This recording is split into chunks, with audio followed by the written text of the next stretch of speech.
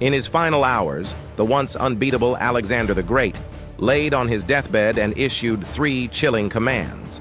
Born in 356 BC in Pella, Macedon, to King Philip II and Queen Olympias, Alexander was destined for greatness. Tutored by Aristotle, he developed a keen intellect to match his formidable ambition.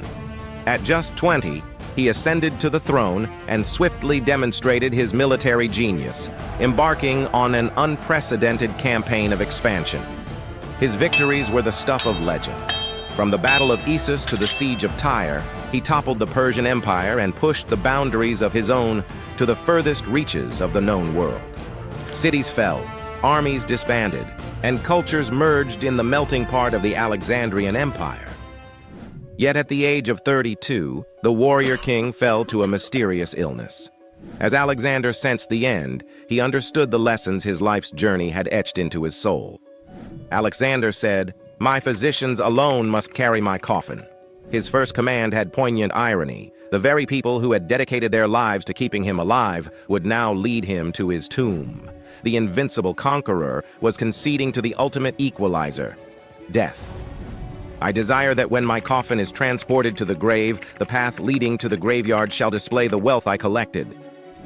For his second command, he wished for the path to his burial site to be strewn with gold, jewels, and the spoils of conquest were to line the road.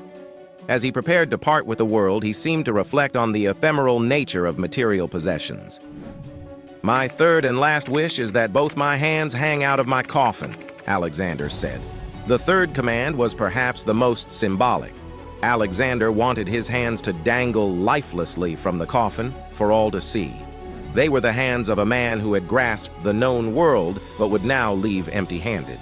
It was a stark message that no matter how much one acquires, in the end, we depart with nothing. These final wishes paint a portrait of a leader who, at the threshold of eternity, pondered on mortality, legacy, and the value of earthly treasures. He, who was once a beacon of power and wealth, in these last gestures, acknowledged the fleeting nature of both.